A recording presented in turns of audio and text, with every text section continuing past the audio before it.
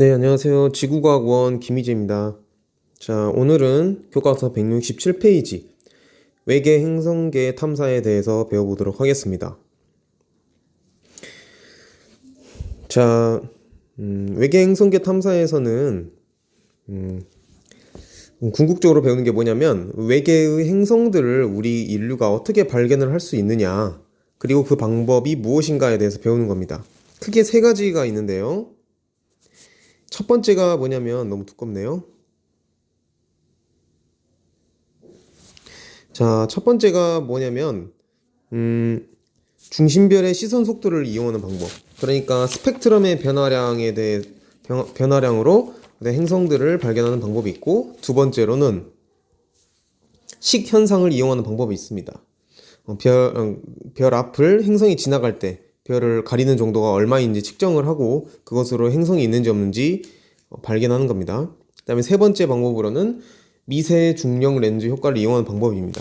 자, 이렇게 이름만 들어도 좀 어려워 보이는 세 가지 방법이 있는데 너무 어렵다고 생각하지 말고 쌤이랑 차근차근 하나씩 배워보도록 하겠습니다. 그 중에서 첫 번째, 중심별의 시선 속도 변화를 이용하는 방법. 그러니까 스펙트럼의 변화량으로, 그러니까 스펙트럼이 어떻게 변하는지에 따라서 행성이 어디에 존재하는지, 그러니까 존재하는지 안 하는지 그것을 알아보는 시간을 먼저 가지도록 하겠습니다. 참고로 우리가 전까지 배웠던 것들은 행성이 아니라 별입니다. 별. 근데 지금 우리가 발견하고자, 그러니까 발견하고자 하는 것들, 탐사를 하고자 하는 것들은 별이 아니라 행성입니다. 행성. 행성은 뭐냐? 태양과 같이 스스로 빛을 내지 않는 천체를 말을 하는 겁니다. 그리고 행성들은 가스형 행성들이 있을 거고, 목성과 토성처럼, 그 다음에 고체 행성, 그러니까 지구형 행성, 고체로 이루어진, 암석으로 이루어진 지구형 행성, 이렇게 두 개가 있겠죠? 하지만 이렇게 스스로 빛을 낼 수가 없으니까 스스로 빛을 낼 수가 없어요. 그래서 얘네들은 만원경으로 관측하기가 되게 어렵습니다. 그렇기 때문에 간접적으로 알 수 있는 방법밖에 없는 거예요. 물론 가까이 있으면 중심별의 빛을 반사해서 우리가 만원경으로 직접 관측할 수 있겠지만 우주가 그냥 조금 큽니까? 엄청나게 큽니다. 그래서 직접 관측하는 것은 거의 없다고 보면 되고요. 이렇게 선생님이 방금 앞서서 소개한 세 가지의 방법으로 행성들을 발견하게 됩니다. 그 중에서 첫 번째 방법에 대해서 알아보도록 하겠습니다. 자, 형광펜. 외계 행성을 직접 관측하는 것은 매우 어렵다. 그래서 대부분의 외계 행성체 탐사는 간접적인 방법으로 이루어진다는 거예요. 직접 관측할 수 없다. 거의 관측할 수 없다라는 말입니다. 중심별의 시선 속도 변화를 이용하는 방법. 자, 두 천체가 중력으로 묶여 있으면 이들은 공통 질량 중심 주의를 회전 운동한다. 이게 무슨 말인지 어렵죠? 그러니까 공통 질량 중심, 이거를 체크합시다.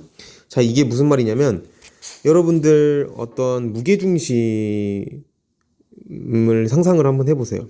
예를 들어서 무게 중심으로 상상할 수 있는 게 이제 대표적인 게 시소인데, 시소가 이렇게 있으면, 자, 이 시소가 평행하게 있으려면 무거운 물체가 여기 있어야 되고 그 다음에 가벼운 물체가 여기 있어야겠죠. 그래야지 두 시소는 이렇게 위아래로 움직이지 않고 평행하게 있을 수 있겠죠. 이 무게중심이 곧 우주에서는 질량 중심이 됩니다. 질량 중심. 자, 질량 중심이 되면 뭔데요? 질량 중심이 대체 뭐길래 이 시소의 예를 들었나요? 자, 사실은 우주에 있는 별과 행성들은 이렇게 예를 들어 태양을 예를 들어서 설명을 할게요. 태양이 이렇게 있으면 그 주위를 이제 맨 안쪽에 누가 돌고 있다 했죠? 수성이 돌고 있고, 그 다음에 금성이 돌고 있고, 그 다음에 지구가 돌고 있고, 이렇게 수금지와 목토 천해까지 이렇게 가죠.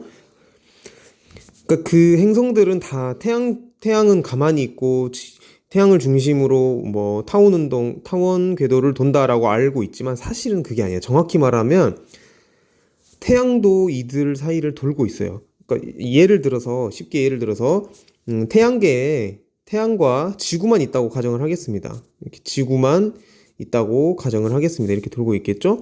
근데 지구만 이렇게 태양 중심을 돌고 있는 게 아니라 태양도 지구 주위를 돌고 있어요. 근데 태양과 지구 중에 누가 더 무겁죠? 태양이 훨씬 더 무겁습니다. 그래서 아까 시소 예시를 들었을 때 봤던 무게중심이 태양에 거의 가까이 있는 거예요. 그러니까 시소를 굳이 그리자면 이렇게 태양이 이렇게 크게 있고 지구가 이렇게 조그맣게 있는데 무게중심이 거의 태양 속에 거의 파묻혀 있다고 생각을 하면 돼요. 이렇게. 어이구, 잘못 클릭했네요. 무게중심이 이렇게 파묻혀 있다고 생각을 하면 돼요. 그렇기 때문에 그림을 그려보면 자, 태양이 이렇게 있고 자, 무게중심이 한 이 정도 있다고 칩시다. 근데 지구가 여기 있어요. 실제로는 이렇게 안 돼 있습니다. 이렇게 있다 치면은 이 무게중심을 태양도 이렇게 돕니다. 실제로는 이러지 않겠죠. 워낙 질량 차이가 크기 때문에 이 무게중심이 이렇게 태양과 멀리 떨어져 있지 않습니다. 그 다음에 지구 또한 이 무게중심을 도는 거예요. 그래서 이렇게 자, 이걸 중심으로 한 반지름을 한 이런 큰 원을 이렇게 도는 거예요. 이렇게 무슨 말인지 알겠죠? 이렇게 원이 좀 잘못 그려졌는데 자, 태양의 궤도 반지름을 한번 그려볼까요? 점선으로 이렇게 점점점점점 그렇죠. 이렇게 그래서 태양도 이 중심을 도는 거고 지구도 이 질량 중심을 도는 건데 실제로는 이 질량 중심이 거의 태양의 속에 있기 때문에 그냥 태양 주위를 우리 지구가 돈다라고 생각을 하지만 태양도 사실은 이 질량 중심을 돌고 있는 거예요. 자, 그래서 보면은 이렇게 됩니다. 좀 과장되게 한번 그려볼게요. 자, 가운데 별이 있고 질량 중심이 여기 있고 뭐 행성을 P라고 할게요. P 행성이 이렇게 있다. 그러면은 태양의 1번 위치, 행성도 1번 위치에 있다고 하면 얘를 이제 돌려보겠습니다. 이렇게 돌리면 언젠간 2번 위치로 이렇게 오겠죠. 돌아서 이렇게 그러면 이 P 행성은 어디 있을까요? 자, 이 반지름을 가진 원의 둘레를 이렇게 돌면서 여기 있게 됩니다. 그 P가 이렇게 있겠죠. 자, 그러니까 같은 시간 동안 이렇게 반바퀴를 돈 겁니다. 두 개가. 무슨 말인지 이제 알겠죠? 선생님이 이제 좀 이따 영상 자료도 가져왔는데 그걸 보면은 여러분들 이해가 하기 쉬울 겁니다. 자, 아무튼 이러한 공통 질량 중심이 무엇인지 그리고 그 공통 질량 중심을 별과 행성이 어떻게 움직이는지 방금 설명을 했습니다. 자, 그러면 이제 이 문장이 이해가 될 거예요. 다시 읽어볼까요? 두 천체가 중력으로 묶여 있으면, 그렇죠. 중력을 묶여 있으니까 서로를 돌겠죠. 이들은 공통 질량 중심 주위를 회전운동한다. 이제 이게 무슨 말인지 알겠네요. 별 주위에 행성이 돌고 있는 경우에는 행성의 질량이 상대적으로 작아서 별의 위치 변화는 행성만큼 크지 않다. 네, 태양을 생각하면 돼요. 태양도 지구를 돌지만 워낙 질량 차이가 크기 때문에 이 별의 위치 변화가 그렇게 크지 않다라는 말입니다. 하지만 지구에 있는 관측자의 시선 방향으로 별의 속도가 주기적으로 변하여 도플러 효과 알아둬야 되는 중학교 때 배웠죠? 도플러 효과를 일으키므로 별빛의 스펙트럼을 분석하면 행성의 존재를 알 수 있다. 자, 이게 갑자기 도플러 효과가 왜 나오냐? 어쩔 수 없이 메모장을 안 키려고 그랬는데 메모장을 킬 수밖에 없네요.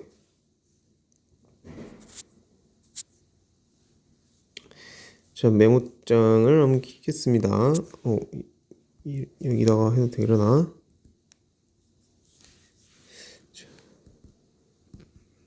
새로운 메모장이 열리지가 않네요. 자, 그러면은 새로운 메모장을 한번 열어보겠습니다. 자, 여기에 어떤 외계 태양계가 있다고 해봅시다. 이제 S라는 별이 있어요. 태양은 아닌데 S라는 별이 있어요. 그리고 이 질량 중심도 과장되게 그릴 거고, 그 다음에 P라는 행성을 그리겠습니다. 이렇게. 그래서 궤도 중심 1번 위치, 이게 서로가 1번 위치에 있는 거예요. 그러다가 얘는 2번 위치로 오게 될 때 이 반지름을 이렇게 지나겠죠? 2번 위치. 그 다음에 P도 이렇게 돌면 이것을 반지름으로 한 원을 이렇게 반바퀴 돌겠죠? 왜냐면 가운데 별도 반바퀴 돌았으니까 2번 위치. 1번 위치, 2번 위치. 근데 이 도는 거를 누가 보냐? 지구가 본다는 거예요. 지구가 뭘 보냐면 이 별을 관측을 하는 거야. 이게 눈입니다, 이게. 별을 관측을 한 거야. 그래서 지구 입장에서는 이 1번에서 2번으로 별이 움직일 때는 별이 우리한테 다가오는 것처럼 보이는 거예요. 1번에서, 그러니까 이 딱 절반을 봤을 때 1번에서 2번 위치로 가는 이 중간 단계에서 우리한테 다가오는 것처럼 보이는 거야. 그러니까 도플러 효과를 적용하면 어떻게 되겠어요? 우리한테 다가오니까 편의가 어떤 편의가 일어날 것 같아요? 청색 편의가 일어납니다. 우리한테 다가오는 거니까. 자, 그리고 다시 이 중간에서 2번 위치, 그러니까 2번 위치로 딱 갔을 때는 우리한테 멀어지게 되는 겁니다. 이렇게. 그렇기 때문에 얘는 청색 편의가 아니라 뭐겠죠? 적색 편의가 됩니다. 여기서 나랑 비친 적색 편의를 띠게 되겠죠. 그걸 가지고 이 별이 지금 정상적인 움직임이 아니다. 어떠한 공통 질량 중심을 회전하고 있구나. 공통 질량 중심을 회전한다. 그렇기 때문에 이러한 도플러 효과가 나타난다. 그럼 공통 질량 중심을 왜 회전하지? 바로 행성이 있기 때문에. 그렇죠. 이런 로직을 펼쳐서 행성을 찾아내게 되는 겁니다. 자, 그러면은 다시 교과서로 가보겠습니다. 자, 이런 도플러 효과를 일으키므로 별빛의 스펙트럼을 분석하면 행성의 존재를 알 수 있다. 그렇겠죠. 자, 도플러 효과는 5-14와 같이 행성의 중력에 따른 중심별의 움직임에 의존한다. 그렇죠. 중심별의 움직임에 의존한다. 행성의 중력에 따라서 이게 중요합니다. 질량이 작은 행성보다는 질량이 큰 행성일 때 도플러 효과가 크게 나타나 행성을 발견하기 쉽다. 자, 이게 무슨 말이냐면 행성의 질량이 클수록 도플러 효과가 크게 나타난다는 거예요. 왜 그러냐면 생각을 해보세요. 시소로 다시 돌아갑시다. 자, 무게 차이가 많이 나는 사람이 시소에 앉을수록 어떻게 되겠어요? 이렇게 평형을 이루겠다면 무게가 같은 거겠죠? 근데 무게가 많이 차이가 난다면 이렇게 앉아야겠죠? 그죠? 근데 행성의 질량이 커진다 생각해봐요. 그러면은 이 중심점이 어디가 있어야 되겠어요? 이 가운데가 아니라, 완전히 이런 별 쪽이 아니라 조금 더 옮겨져야겠죠? 그렇죠. 그래야지 이 그러니까 공통 질량 중심의 평형을 맞출 거 아니에요. 그러면은 이렇게 가운데 점점 더 행성 쪽으로 질량 중심이 움직이게 되면 당연히 필연적으로 이 별의 움직임 또한 어떻게 되겠어요? 이렇게 커지겠죠. 그렇죠? 이렇게 별의 움직임이 커지게 되니까 같은 시간 동안에 별은 한 바퀴를 돌아야 되는데 더 큰 거리를 움직이니까 속도가 빨라집니다. 별의 공통 질량 중심을 도는 별의 공전 속도가 빨라지게 됩니다. 그러면은 뭐가 더 극적으로 일어나게 될까요? 바로 도플러 효과가 크게 나타나는 겁니다. 그래서 이 개념 좀 어려운 개념이에요, 사실은. 그래서 좀 복잡하게 느껴지는 사람은 그러니까 질량이 클수록 별의 움직임이 좀 더 두드러지게 나타나기 때문에 행성을 발견하기 쉽다. 그러니까 도플러 효과가 더 많이 나타난다라고 생각을 하면 되겠습니다. 자, 도플러 효과에 대해서 모르거나 잠깐 까먹은 학생은 이거 보고 반드시 알아야 됩니다. 도플러 효과는 정말 중요합니다. 천문학에서. 그래서 뒤에서 또 나옵니다. 계속. 자, 이 그림 중요하게 조금 당연히. 다 이해를 해야겠습니다. 이해한다면 외울 필요가 없겠죠. 별빛이 관측자에게 다가올 때 흡수선의 파장이 짧은 쪽으로 청색펜이 한다. 그리고 별빛이 관측자에 멀어질 때는 흡수선이 파장이 긴 쪽으로 적색펜이 한다.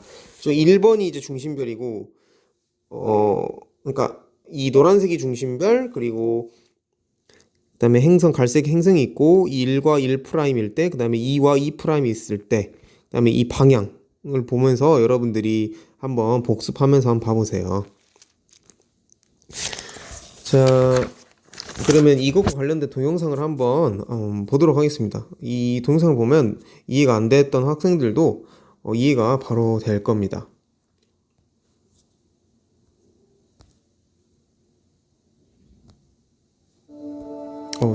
잘못했네요.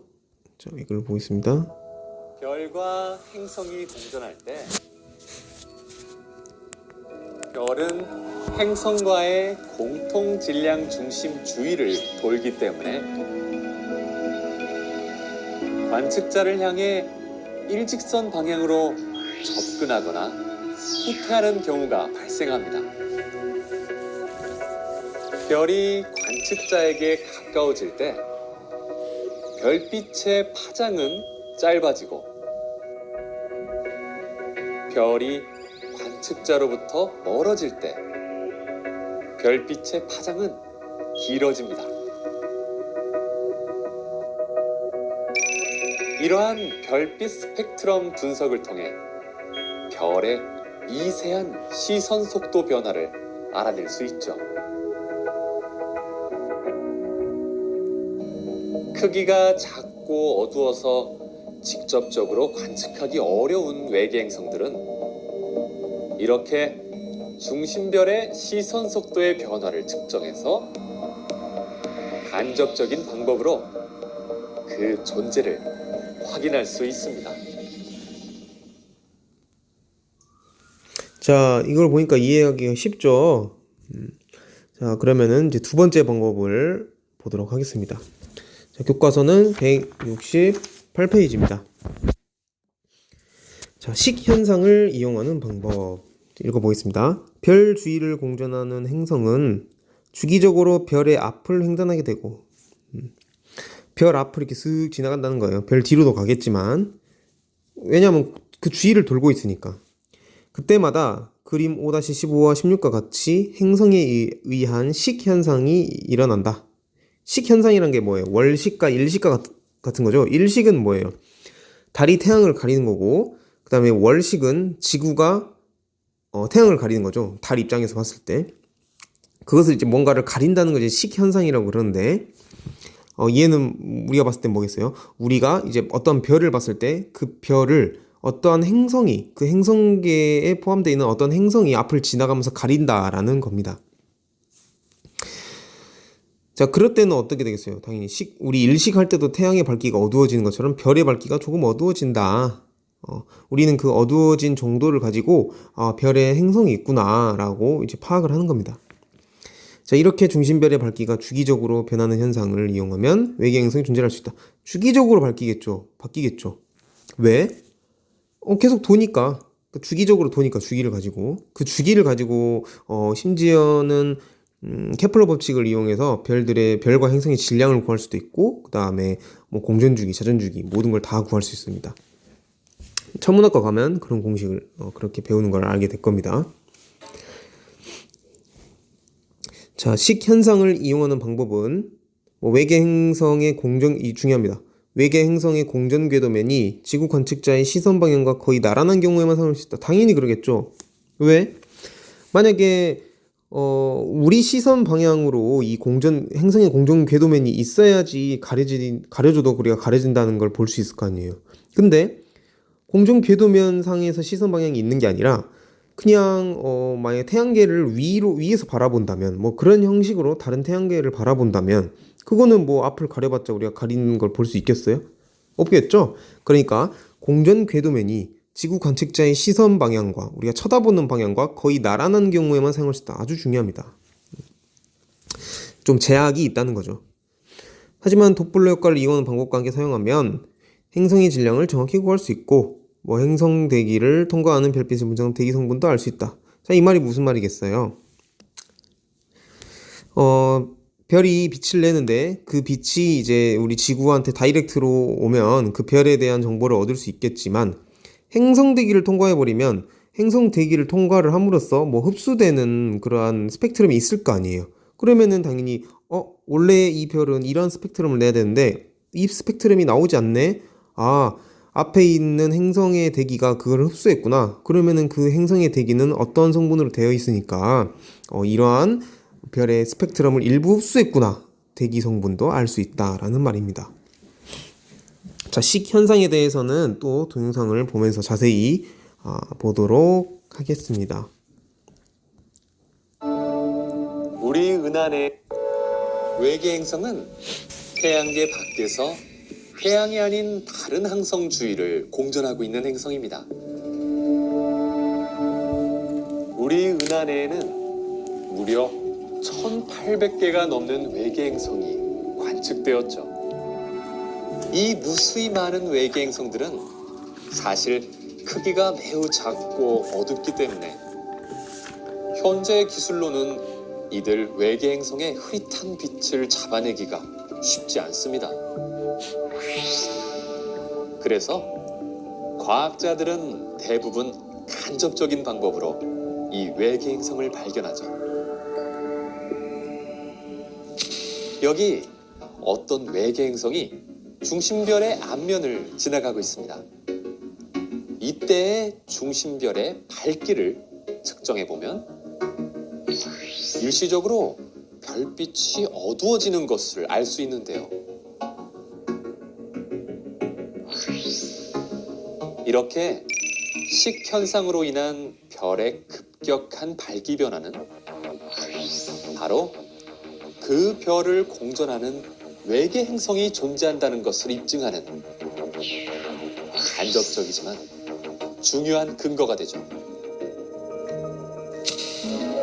큰 행성은 별빛을 많이 가리고 작은 행성은 별빛을 조금만 가리기 때문에 크기가 클수록 행성의 존재는 더 쉽게 확인할 수 있고 밝기의 감소폭에 따라 행성의 실제 크기도 가늠해 볼 수 있습니다. 자, 여기서 중요한 게 나왔습니다. 뭐가 나왔냐면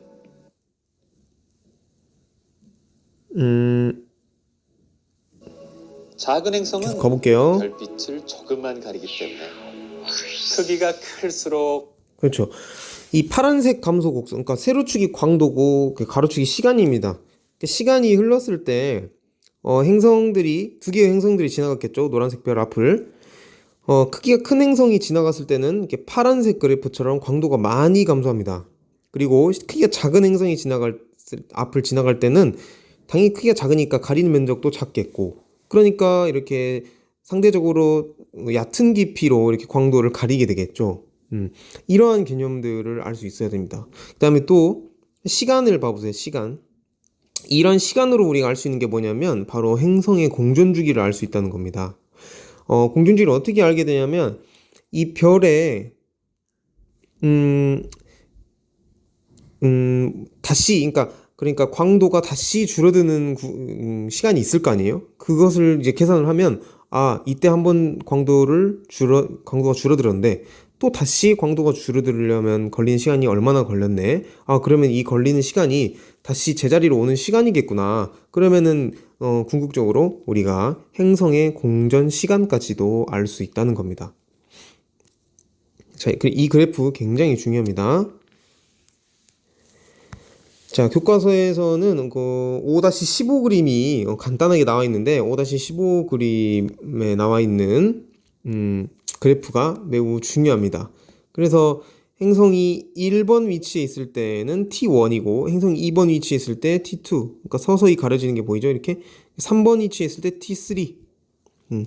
그리고 시간은 이렇게 흘러가고 있죠. 그리고 행성의 공전 방향은 이렇게 반시계 방향이네요.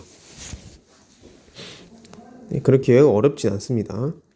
자, 그 다음에 세 번째 방법인 미세 중력 렌즈 효과를 이용하는 방법을 배우도록 하겠습니다. 자, 이거 좀 어려울 수도 있는데요. 뭐 한번 여러분 상상력을 한번 펼쳐서 한번 이해를 해 보기 바랍니다. 자, 지구와 별 또는 은하 사이에 질량이 매우 큰 다른 천체가 있으면 그 천체의 거대한 중력 때문에 별이나 은하에서 나오는 빛이 마치 렌즈 때문에 굴절된 것처럼 휘어진 채 지구에 도달하게 된다. 이러한 현상을 중력 렌즈 효과라고 한다. 자, 중력 렌즈 효과가 이 말을 제가 또 메모장으로 선생님이 한번 설명을 해볼게요. 자, 중력 렌즈 효과가 뭐냐면 예를 들어서 지구가 이렇게 있다고 칩시다. 지구에서 이제 관측을 하려고 그러는데 아주 먼 거리에 있는 은하가 있다고 해볼게요. 이렇게 은하가 있어요. 이렇게. 그럼 은하에서 이제 빛이 나오겠죠. 평소 같으면 이렇게. 그래서 우리가 딱 관측을 할 수 있겠죠. 근데 이 사이에 아주 큰 거대한 중력원이 있다고 해봅시다. 뭐 다른 큰 은하가 있을 수도 있겠죠. 이렇게. 아니면 뭐 암흑 물질이 있던가. 그렇게 되면 어떻게 되냐면 이 일직선 상에 이렇게 위치하게 되면은 여러분들 아인슈타인이 말한 중력은 공간을 일그러뜨린다, 왜곡시킨다 라는 말을 들어본 적이 있을 거예요. 자, 그 공간을 따라서 빛이 이동을 한 건데 가운데 이런 큰 중력원이 있기 때문에 이 중력원이 공간을 일그러뜨립니다. 그렇게 되면 어떤 현상이 일어나냐? 자, 빛이 이렇게 사방군데로 퍼져 나갔을 거예요. 그리고 어떤 빛은 이제 시선 방향으로 온 빛도 있겠죠? 근데 이 빛은 그냥 원래는 우리 지구 관측자에는 보이지 않던 빛이었을 거예요. 이 빛들은 이렇게 오는 빛만 관측을 했었겠죠. 하지만 이 가운데 있는 중력원이 공간을 왜곡시켰습니다. 그래가지고 이렇게 가려던 빛을 공간이 휘어져 있으니까 이렇게 자기가 좀 끌어당겨서 이쪽으로 오게 하는 겁니다. 이런 식으로. 자, 그래서 원래 평소 같았으면 지구에 도달하지 않았을 빛이 휘어진 공간을 따라서 왜곡되어서 이렇게 지구 쪽으로 오게 됩니다. 그렇기 때문에 원래는 이러한 쉽게 말해서 빗줄기 한 가닥만으로 가지고 이 은하를 관측할 수 있었던 지구 관측자가 이러한 중력의 영향 때문에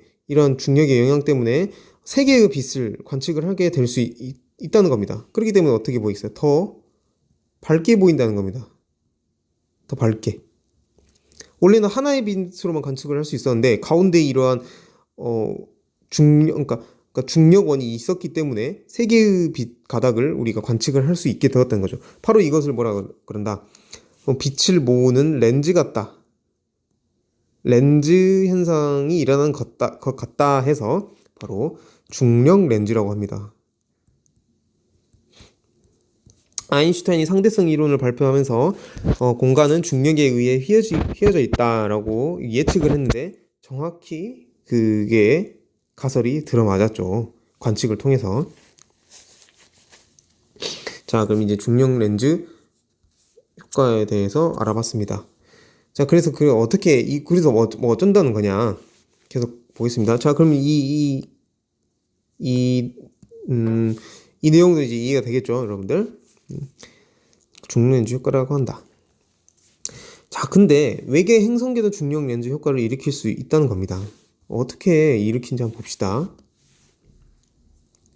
지구와 별 사이에 다른 별이 있다면 상대적으로 지구에 가까이 있는 별의 중력 때문에 멀리 있는 별의 빛이 굴절되어 밝아진다. 방금 했던 내용이죠. 근데 이 현상을 미세 중력 렌즈 효과라고 한다. 그러니까 중력 렌즈 효과와 미세 중력 렌즈 효과가 다른 점이 뭐냐면, 중력 렌즈 효과라는 거는 거대한 중력원이라는 거예요. 그렇기 때문에 그냥 중력 렌즈 효과라고 하는 거고, 이 미세 중력 렌즈 효과라는 건 뭐냐면, 지구와 그다음에 별 사이에 다른 별이 있다는 거예요. 다른 별. 그러니까 그렇게 큰 중력이 아니라는 거예요. 그렇게 큰 중력이 아니어서 그래서 중력 렌즈 효과가 아주 미세하게 나타난다는 겁니다. 근데 이때 중요한 건 이겁니다. 이때 그림 5-17과 같이 가까이 있는 별이 행성을 거느리고 있어. 그러니까 미세 중력 렌즈 효과를 일으키는 별이 행성도 가지고 있다는 거야. 행성도. 그 행성이 어떤 효과를 주냐? 행성의 중력이 더해져 버린단 말이에요. 일시적으로.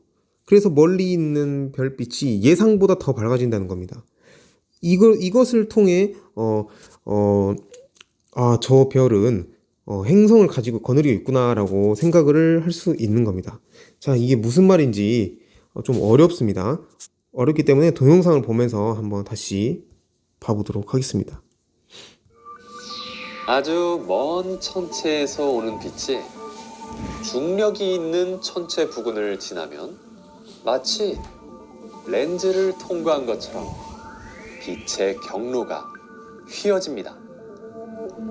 만약 천체가 하나의 별이 아니라 수십, 수천억 개의 별이 모인 은하라면 그 중력은 더욱 커지고 천체의 빛은 더 강하게 휘도록 하는 렌즈의 역할을 할 수 있죠.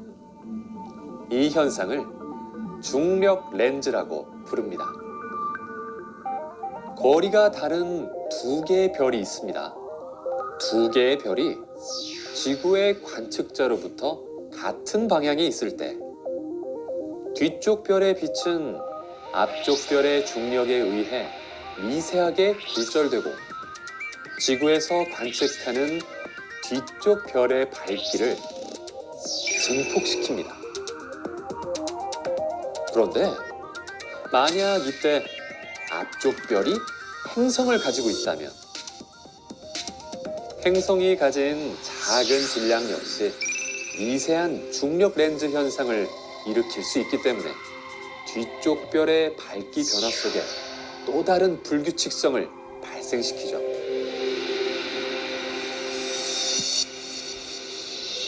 칠흑같이 검은 우주 속에서 태양계 밖 멀리 떨어져 있는 외계 행성들은 이러한 미세 중력 렌즈 효과를 이용한 광도 분석을 통해 그 존재를 확인할 수 있습니다.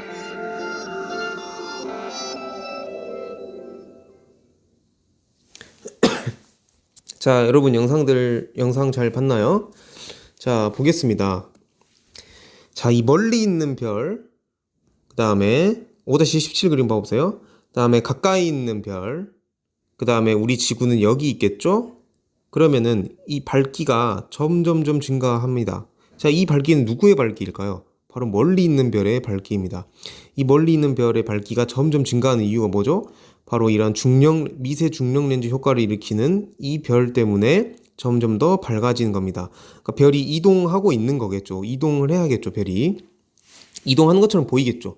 누가 절대적으로 이동하고 있는지 모릅니다. 왜냐하면 우주 공간에서 항상 상대적이기 때문에. 근데 이 중요한 건 뭐냐면 이 별이 행성을 거느리고 있을 때라는 겁니다. 행성을 거느리고 있을 때를 보면 다시 지구가 이렇게 있고 이 지금 미세 중력 렌즈 효과를 일으키는 별은 이쪽에 가 있는데 행성이 원래 같았으면 이렇게 돼 있어야 되는데 그래프가 행성이 조그마한 중력, 그러니까 행성 자체도 질량을 가지고 있기 때문에 이 행성이 중력 렌즈 효과를 조금이라도 일으키는 거예요. 미세하게, 아주 미세하게. 그렇기 때문에 어떻게 됐어요? 이 꼬다리 보이죠? 엄청 조그맣게. 이러한 중력 렌즈를 조금 추가했다는 겁니다. 짧은 시간 동안 아주 조금만. 그거를 우리가 포착을 하는 거예요. 그래서 이 별이 이 행성을 거느리고 있구나 라는 걸 알게 되는 겁니다. 이 별은 그냥 광도만 제공할 뿐입니다. 무슨 말인지 알겠죠? 그래서 더 자세히 보게 되면 자, 보세요. 이 뒤에 있는 그림은 뭐냐면 이 별입니다. 이 멀리 있는 별. 그래서 보면 자, 이 밝기일 때 이거고 이 밝기일 때 뭐 이겁니다. 그러다가 가운데 최고일 때 이 가장 밝게 보이죠? 왜냐하면 중력 렌즈 효과가 극대화되는 시점이잖아요. 이 구간이. 그런데 이제 점점 어두워져야 되는데 갑자기 좀 밝아졌네? 이게 실제로는 조그말 거예요. 엄청 미세할 거예요. 근데 좀 밝아졌네? 이게 왜 그래? 행성을 거느리고 있었는데 그 행성이 조금 미세한 중력의 변화를 일으켰기 때문에 밝기 변화가 추가적으로 이루어진다라는 말입니다. 이게 바로 미세 중력 렌즈 효과로서 행성들을 발견하는 방법입니다. 자, 이렇게 세 개의 방법을 익혔습니다. 미세 중력 렌즈 효과는 지구 정도의 크기를 가진 행성을 찾는데 이용할 수 있다. 근데 현실 세계에서는 이 세 가지 방법을 다 이용합니다. 이게 다 복합적으로 이용을 해서 행성을 발견을 합니다. 자, 그래서 이 아래에 있는 내용은 읽어보고요. 자, 다음 장으로 넘어가겠습니다. 자, 이 장은 중요합니다. 이 장 그냥 넘어가면 안 됩니다. 왜냐하면 여기에 나온 이 그래프가 굉장히 시험에 잘 나옵니다. 네, 그래서 이 그래프 한번 보고 가겠습니다. 자, 왼쪽 그래프는 뭐냐면 그러니까 외계 행성들을 발견을 해서 이제 물리량을 측정을 한 거예요. 그래서 가로축이 뭐냐면 그 행성들의 반지름, 지구를 일로 했을 때 반지름, 그 다음에 뭐 통계 자료겠죠? 행성 수. 그래서 지구만한 애들은 한 200개 있는 거고, 그 다음에 지구보다 큰 애들은 엄청나게 많이 발견됐네요. 이렇게. 그 다음에 나는 외계 행성의 공전궤도 반지름과 질량. 자, 가로축은 뭐냐면 공전궤도 반지름, 그러니까 지구의 공전궤도 반지름을 1로 했을 때, 그러니까 1, 이게 지구겠죠? 지구 공전궤도 반지름. 그 다음에 질량, 그 행성들의 질량이라는 겁니다. 그래서 목성이 1이에요, 목성. 그러니까 훨씬 더 크죠, 지구보다는. 자, 그래서 어때요? 자, 빨간색으로 표시된 게 뭐예요? 시선 속도 변화로 아까 도플러 효과로 찾아낸 행성들. 그 다음에 파란색 동그라미에 쳐진 거 식현상으로 발견된 행성들. 그 다음에 초록색 세모로 발견된 건 미세 중력 렌즈 현상으로 발견된 뭐 행성들. 그 다음에 X 표시는 기타. 어떻습니까? 어떤 경향성이 보이나요? 이걸 가지고 여러분들 이거 한번 해보세요. 이거 밥을 해보고 선생님과 수업 시간에 한번 맞춰보도록 하겠습니다.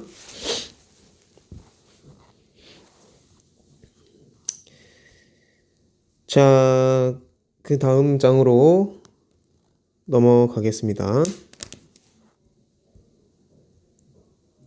잠깐만요.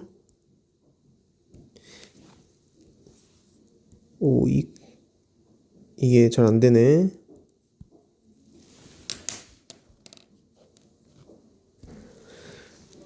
선생님 뭐 좀 하고 왔습니다. 자, 170페이지 펴보도록 하겠습니다. 자, 이 부분은 쉬운 내용이기 때문에 빨리빨리 넘어가도록 하겠습니다. 자, 외계 생명체 뭐 탐사라고 나와 있는데, 자, 이것은 이 단원의 내용은 그겁니다. 외계인이 존재하느냐 안 하느냐 뭐 그 내용인데 보도록 하겠습니다. 외계인이 존재하려면 그 행성이 어떤 조건을 가지고 있어야 되느냐 뭐 그겁니다. 자, 형광펜으로 체크하겠습니다. 자, 생명체가 존재하는데 꼭 필요한 요소 중에 하나는 액체 상태의 물이다. 결국엔 액체 상태에 물이 있냐 없냐에 따라서 외계 생명체가 존재하는지 안 하는지 생각을 할 수 있습니다. 그래서 액체 상태의 물이 존재할 수 있는 구간을 찾는 것이 핵심 포인트다라는 걸 알고 있어야 되겠습니다. 자, 두 번째 단락 가보겠습니다. 자, 과학적인 팩트가 나와 있네요. 달에는 적은 양이지만 물이 존재한다. 그러니까 달에는 이제 물이 존재한다라는 걸 알 수 있습니다. 그 다음에 화성에는 물은 발견되지 않았지만 물이 흐른 흔적이 보이는 지형이 있다. 뭐 협곡 같은 게 많이 발견이 됐죠. 자, 그리고 뭐 우주 곳곳에서는 물이 많이 발견된다. 하지만 팩트는 뭐예요? 생명체의 증거는 발견되지 않았다. 이게 팩트입니다. 자, 세 번째 단락 가보겠습니다. 자, 이건 중요합니다. 행성에 물이 존재하려면 행성이 중심별로부터 일정한 거리만큼 떨어져 있어서 적당한 온도를 유지해야 된다. 이 거리의 범위를 뭐라 그러냐면 생명 가능지대, 이 단어는 외워야 됩니다. 여러분 외우세요. 생명 가능지대, 생가지 이렇게 외우면 됩니다. 자, 외계 행성계의 생명체 존재 여부는 다양한 조건에 따라 결정되지만, 자, 이게 가장 중요합니다. 중심별의 광도가 가장 중요합니다. 중심별의 광도가 밀접한 관련이 있대요. 왜 그러겠어요? 중심별의 광도에 따라서 물이 액체 상태로 존재하느냐가 결정이 지어지거든요. 그렇기 때문에 중심별의 광도가 가장 중요합니다. 자, 다음 장으로 넘어가겠습니다. 자료 해석 탐구 이 부분이 엄청 중요한데 한번 같이 보도록 하겠습니다.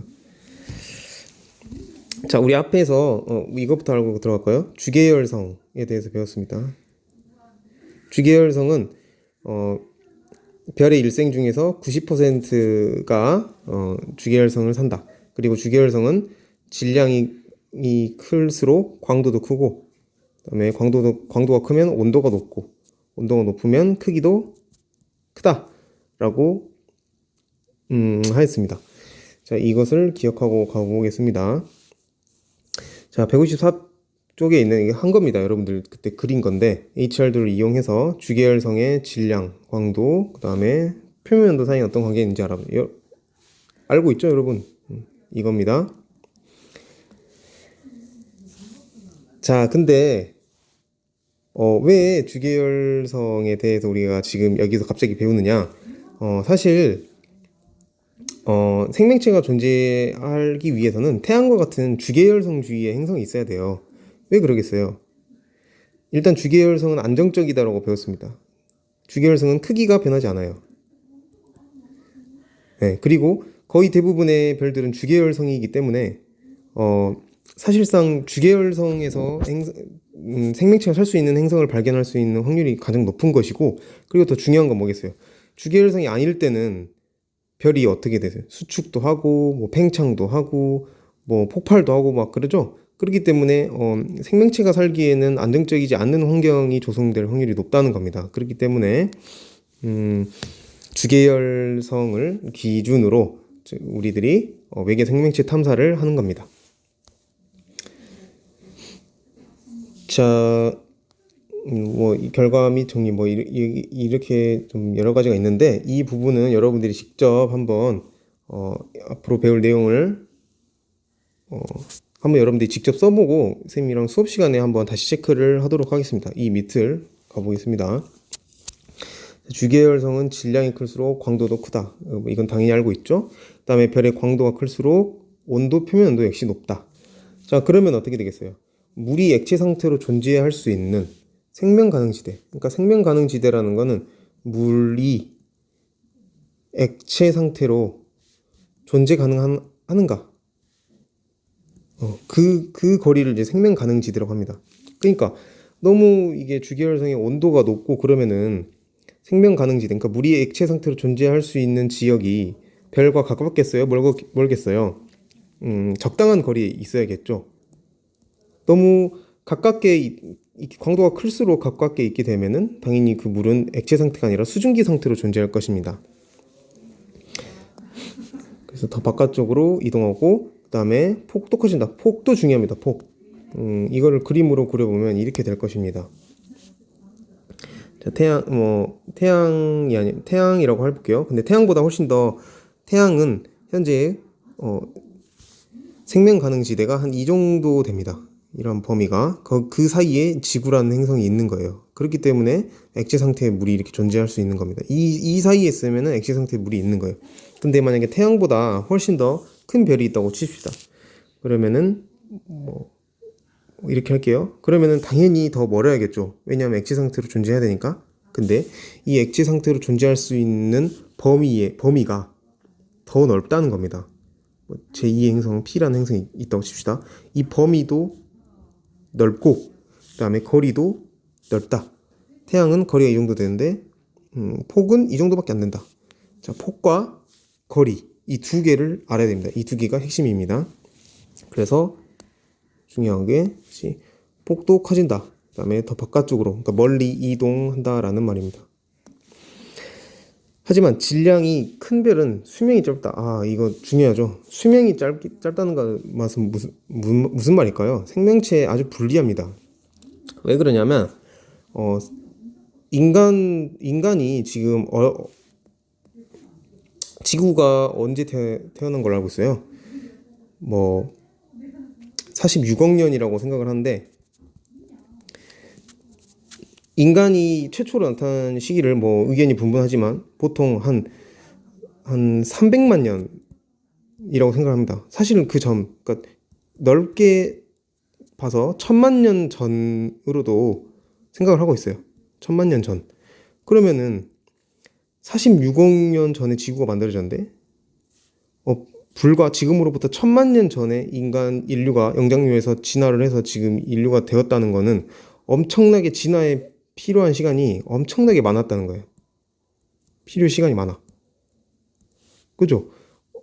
보수적으로 잡아도 45억 년 정도는 필요했다는 거예요. 지구 케이스만 봐도. 근데 질량이 큰 별들은 어때요?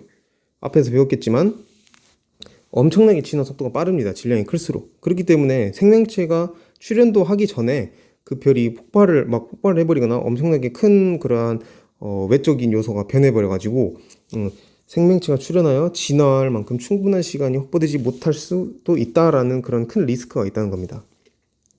그래서 더 많은 시간이 필요하다라는 겁니다. 자, 근데 그러면 질량이 작은 별을 찾으면 되지 않냐? 그래서 질량이 작은 별은 수명이 길어요. 그래요. 이건 좋아요. 이건 좋습니다. 근데 질량이 작은 별은 생명 가능지대가 중심별에 가깝습니다. 자, 이거는 이해하겠죠? 왜냐면 가까워야 이제 물이 액체 상태로 존재할 테니까. 근데 폭도 좁습니다. 폭도 당연히 좁겠죠? 아까 했습니다. 폭이 왜 넓고 좁은지는 광도 때문에. 근데 이 경우에는 또 어떤 단점이 있냐? 중심별과 너무 가까이 있어요. 그러니까 중심별과 너무 가까이 있기 때문에 중력이 강하게 작용한다는 겁니다. 중력은 거리의 제곱에 반비례하죠. 그렇기 때문에 너무 가까이 있어요. 너무 가깝게 되면 그 가운데에 항성과 그러니까 별과 행성이 가깝게 있으면 어떠한 일이 일어나느냐? 엄청난 일이 일어납니다. 어떤 일이 일어나냐면 여러분들 수성, 금성, 달을 생각하면 됩니다. 가깝게 있게 되면 수성은 공전 주기가 88일인데 자전 주기가 58일입니다. 거의 공전 주기가 자전 주기가 비슷해요. 왜? 가깝게 있어가지고 중력이 너무 크게 작용하기 때문에 한 면만 계속 잡아당기게 됩니다. 별이. 수성만 그럴까요? 금성도 가까이 있죠? 금성은 더 심해요. 금성은 공전 주기가 224일인데 자전 주기가 243일입니다. 자전이 더 길어요. 그러니까 한 면만 계속 태양을 바라보고 있다는 거예요. 너무 가까워서 중력이 세서. 자, 그러면 수성, 금성만 그래요. 달도 그래요. 달은 누구 주위를 돌죠? 지구 주위를 돕니다. 근데 가깝게 있어요. 생각보다. 그렇기 때문에 달은 공전 주기와 자전 주기가 같습니다. 27.3일로. 네. 그러니까 달은 한 면만 계속 지구를 바라보고 있잖아요. 그래서 자, 그런 곳에서 생명체가 발생할 수 있겠어요? 그런 열악한 환경 속에서 낮과 밤이 금성에 가면 낮과 밤이 243일 동안 지속이 되고 수성 같은 경우에는 58일에 한 번씩 낮과 밤이 되는데 그런 데서 어떻게 생명체가 진화할 수 있겠어요? 엄청 힘들겠죠. 자, 엄밀히 말하면은 공전하는 동안 자전도 하기 때문에 낮과 밤이 243일에 한 번씩 바뀌고 그런 건 아닙니다. 공전도 하고 자전도 하니까 이거 따로 계산을 해줘야 돼요. 그러니까 아무튼 어쨌든 극단적인 환경이라는 겁니다. 자, 그래서 공전주기와 같아질 수 있다. 자전주기가 공전주기가 같아질 수 있다. 이렇게 되면 별빛을 받지 못하는 행성의 한 면에서는 생명체가 살기 어렵게 된다라는 겁니다. 극단적인 환경이 만들어진다는 거죠. 자, 근데 또 행성에 물만 있으면은 얘네들이 생명체가 진화를 할 수 있냐, 쉽게 진화할 수 있냐, 또 그것도 아니에요. 왜 그러냐면 행성의 생명체가 존재하려면 지구와 같이 태양으로부터 오는 강한 자외선, 그렇죠. 이걸 누가 막아줘요? 오존층. 이런 강한 자외선을 막아주는 이런 에너지가 큰 광선을 막아주는 대기기도 필요하고 또 이것뿐만 아니야. 대기나 우주에서 오는 고에너지 입자들을 차단하는 자기장 또한 있어야 됩니다. 이 자기장이 없으면 우리 지구는 정말 지구상에 있는 모든 생명체들은 그 유전자들이 파괴되거나 돌연변이가 돼가지고 다 죽게 될 겁니다. 자기장이 굉장히 큰 역할을 하고 있어요. 그래서 이런 자기장도 있어야 되고 대기 여러 고에너지의 그 전자기파를 차단할 수 있는 대기도 있어야 되고 그다음에 적당히 떨어져 있어야 되고 중력이 크게 받으면 안 되고 그다음에 중심별의 수명도 적당히 해야 되고 그리고 적당한 거리에 위치하고 이러한 물이 액체 상태에 존재할 수 있는 이러한 폭 안에 존재해야 되고 굉장히 까다롭죠. 그 사이에서 수십억 년이 지난 다음에서야 지적 생명체가 탄생할 수도 있고 안 할 수도 있다라는 겁니다. 그래서 여러분들이 생각하는 것보다 외계 생명체를 발견하는 게 훨씬 더 어렵다는 겁니다. 하지만 그럼에도 불구하고 우리가 희망을 가지고 있는 이유는 그만큼 또 별과 행성이 많기 때문에 과학자들이 탐구를 하고 있지 않나, 연구를 하고 있지 않나, 그렇게 생각을 하고 있습니다. 자, 50분이 됐네요. 자, 오늘은 여기까지 하고 여러분 수고했습니다. 오늘 중요한 내용도 많으니까 복습 꼭 하고 집에서 열심히 공부하기 바랍니다. 오늘 수업 여기까지 하겠습니다. 수업 끝입니다. 이게 잘 안 꺼지네요.